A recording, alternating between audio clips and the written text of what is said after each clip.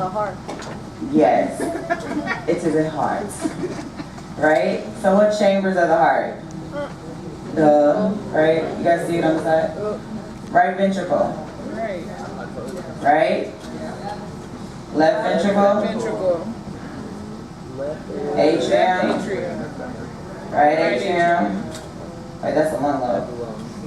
That's the Aorta. Okay. Okay. So, yes, ma'am. Yes, you can. You just have to log in. First of all, hold on, time out. You. Do you not want to have access to it? It is an awesome resource, and you guys will have access to it. But if you guys just hang on tight, we're doing something and we're adapting, okay?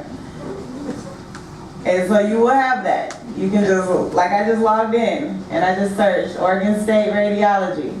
Y'all can do that. But if y'all want to open up that can of worms, we're going to open up that can of worms because there are quizzes that are associated with this. No can of worms. Okay? But it is a good resource for you guys to do your anatomy there. All right? It is open to the public. It's open for us to use in our academic institutions. But right now, we are using it for our learning purposes, right? Because we're about to get ready to start talking about cardiovascular. This was a long time ago that you guys were doing anatomy, right? But we want to know and remember anatomy. So we want to trace the blood flow, because that's important when we're talking about what becomes abnormal when we're dealing with cardiovascular disease. Everybody understand? Everybody with me? Maybe? Okay. Y'all all right? Y'all need a moment? No, we're good. Y'all sure? Because y'all about to have a break after this since y'all ain't got class. They get a long lunch. Okay. All right. Let's trace the blood entering the heart. Everybody? Talk. Where does the heart? Come on, we're tracing the blood. Right. Where we started? We started. Blood entering the heart. Right atrium. Right atrium. Left, right ventricle. Right ventricle. Where is it going through? The right AV AV valve. valve. AV valve. Tricuspid. Tricuspid, the right AV valve. Okay, we're going down to? Right ventricle. And where are we exiting? Pulmonary artery. Pulmonary valve into the? Pulmonary artery. Okay, it's not going to show it to me. All right, but let's just look at these. These are some of our pulmonary vessels. Okay, so pulmonary arteries are going to go into, this may seem remedial, but I promise this is going to help us when we start talking about the changes. All right, so while you guys have these long faces and you're giving me these dry answers, trust me, this is going to help you when you guys start taking these exams for both our class and Dr. Martin, when you guys are trying to differentiate your heart diseases. Okay, so goes to the pulmonary arteries, to the lungs, comes back through pulmonary veins into the, hello? Okay, y'all was talking louder than this when y'all was having your personal conversation. All right, so left atrium through the Mitral valve. mitral valve, okay, into the, Left ventricle. Left ventricle. okay, out through the Aortic valve. aortic valve and through the, Aorta. so we got the arch, then we have the descending aorta, and then you have those vessels going cranially. Okay? Cool? So when it's exiting the heart, is it going cranial first or caudal first? Cranial. So the oxygenated blood is going to go cranial, correct? Then we get everything that goes caudal. That's important. Diseases like, what is that, PDA? Right to left? Changes the direction, changes everything. All right, so I'm just throwing some stuff out there. But we want to make sure that we can recognize those normals and what everything looks like. Today's going to be short because everybody is here with me. All right. So we're talking about the anatomy. We're looking at everything. For those of you guys that have preclinicals already, raise your hand with us. Y'all have radiology preclinicals. Hello, hi. Don't be scared. It's not going to hurt you. All right, so that's 2/3 of the class, right? And you guys had a case that had a heart problem? Okay. Going with the flow here, okay? So with that, we look at several different parameters. And again, we're gonna reiterate this when I get the PowerPoint up. The things we look at is how a heart looks normally in the chest, okay? Some things that we talk about that are easy are the intercostal spaces. Everybody familiar with that? Okay, so how many intercostal spaces is this heart going? Y'all can get up and walk and look at the TV, it's fine. So if it's 4, wouldn't that be a large heart? So that means it's really big. If it's more than 2, 2.5. So think about that collectively. So when you guys are counting your spaces, make sure you're not counting double your intercostal spaces. So like you want to go from rib to rib, but not, you know how the ribs are kind of like in between each other? You want to make sure you find your space and that you're going to be consistent with going through those areas. So for this one, let me see if I can make this a smart board.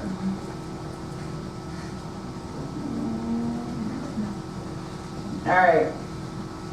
Nope, it's not letting me do that. Here it goes.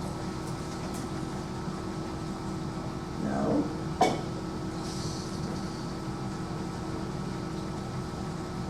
Why can't I do that? It only works on the PowerPoint? Nobody knows? Okay. All right. Y'all laughing at me, huh?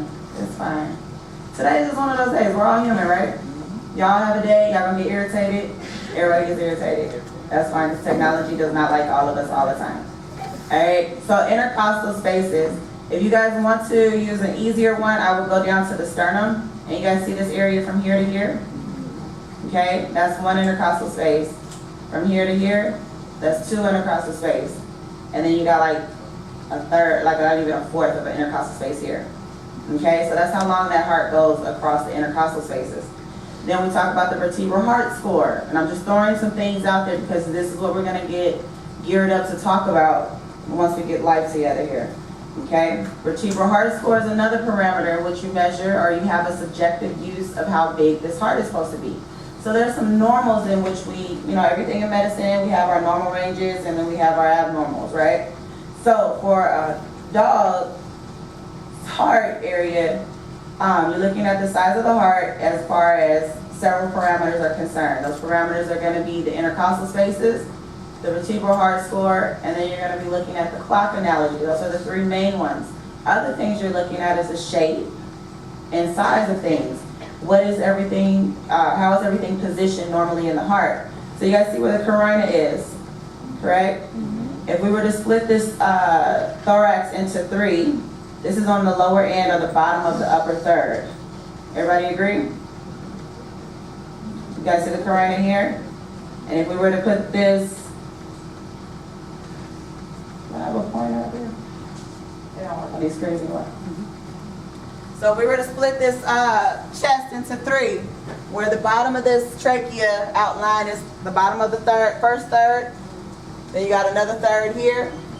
You make the chest into 3 sections, right? The carina should be sitting on the bottom of that dorsal third, okay? If it goes any further up or dorsally, then we're displaced, right? Okay? So those are one thing that you look for there. That tells you another piece of the story. Other things you look at is the waistline. I don't know why everybody wants to talk about waistline. They don't have their shaper on, they have loss of their waistline. So we have what we call the cranial waist, kind of indents on, and the caudal waist, kind of indents in into the carina, okay? When we start losing that waistline, we got something abnormal, just like humans. When they start losing their waistline, something's abnormal. But the better one, the safer one, is to talk about when you guys are looking at those body condition scores, in those charts that one of the dimensions is the waistline, right? So same concept. When we lose that, we know we have something that's enlarged. All right? So when you guys start studying for cardiovascular, you're going to start looking at what's enlarged, right? So I'm going to help you guys get ready for your studying, because everything has its little sets. That's why we do problem lists, that's why we do differentials, and that's how we get to our tentative diagnosis, correct? So I gave you several parameters. One additional one, Dr. Gassadiva mentioned this briefly when she was talking about pulmonary patterns. It's considered the fourth pulmonary pattern, and that's the vascular pattern, okay? The lungs, or the pulmonary space, is either going to have a hypovascular, meaning, fill me in, hypo is small, or it's going to have a hyper, meaning large. Then, ready? Going to add some more to that. When you have those vascular patterns, we know we have hypo, it's going to have its list of differentials. Anybody have a take at what a differential would be for a hypovascular lung field? I'm sorry? Hypovolemia. Perfect. Another one?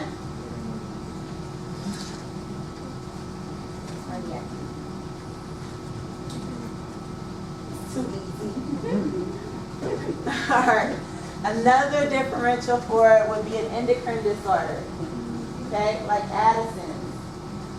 All right? So hypovolemia. Hypovolemia can be caused by trauma, hypoproteinemia, dehydration, okay? So those are how you start piecing those together, okay? If I have hypervascular lung field, we're going to further define that, right? So you guys are learning all of this. Have you guys gotten into the cardiac stuff yet with Martin? No. Y'all will be, and y'all get a special person to come teach y'all that. All right, so I'm going to give you guys a heads up. And then y'all got to show out when he gets here, okay? So y'all going to get like a precursor to the cardiologist teaching y'all. And hopefully I did my job right. And y'all come back and be like, Dr. Carter, the cardiologist said that was wrong. And I'm like, sir, this is how we teach it on radiology. All right, but you guys will get a preview of what you guys are getting, okay? So that's kind of, you guys like that? So you guys are learning about thorax now, Martin? Y'all had Gassadiva last week, giving you guys all of that stuff. Do you feel like you knew a little bit more? Perfect. So that's what we're hoping to do with cardiovascular.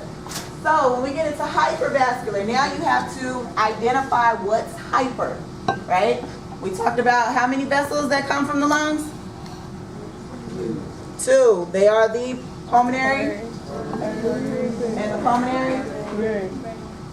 Y'all said artery first? Yeah. Okay. I heard veins, and then I heard veins. And I was like, wait, I didn't hear nobody say artery. Y'all gotta talk louder to me. Alright, so then you have to identify which one is enlarged. Is it the artery? Is it the vein? Is it both? Okay, that's gonna then branch your tree out to certain differentials that fit that. Everybody understand? So that's how you're gonna break down your nose. And then from there,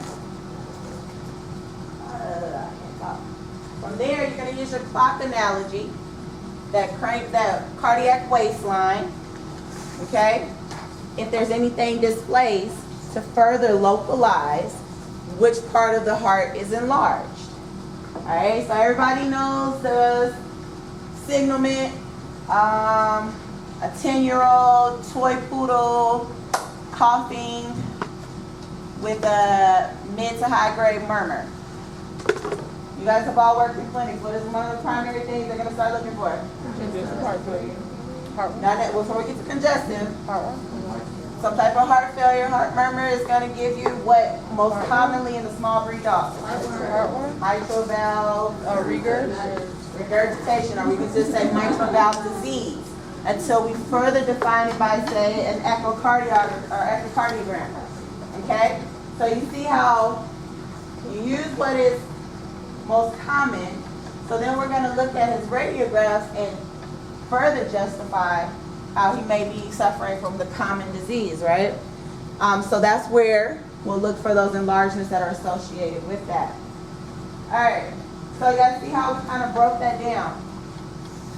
So we went to localizing it by seeing what's enlarged based off of the vertebral heart score, based off of the intercostal space, based off of the cardiac waist, and the clock analogy.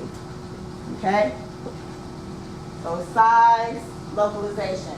Then we're going to look at which vessels are enlarged. If it's one versus the other or both. Okay? And then from there, we'll have our list of differentials. Then we can break it down further by the age of the pet, correct? Because when we start talking about congenital heart disease, which are, call out some of those. Persistent radio. Yes. Persistent right heart. PSD. PDA. PSD. Any other ones? Tetralogy of There we go, tetralogy of Fallot. All right? So those are those things that you'll start breaking down by age versus one versus the other. Okay? So, y'all got how you gonna break down your notes and how you gonna study for this exam? And we're gonna get with your class president because we have some exam dates that we're gonna discuss today to send to you guys. Okay? So you guys kind of anticipate we'll probably be ending or beginning your next set of exams kind of from this point on. All right? So, to keep us on track, so I don't want you guys taking the 2 exams by the time we get to the end of the semester and we're supposed to have like 4. I'm like, wait, what happened to the rest of my grade? Oh, we got to put all of this in the final. I'm like, we're not going to do that to you guys. All right. Any questions so far on how we started breaking this down? So that's going to pretty much be the outline of how we start discussing heart cardiovascular as it pertains to radiology. Any questions for me? None right now? Okay. So, Miss Ma'am in the back, to answer your question, because I do want you guys to get familiar with your anatomy, go ahead and go to Oregon State. Okay? Just search in Oregon State Radiology, and you'll see radiology app, or you put radiology application.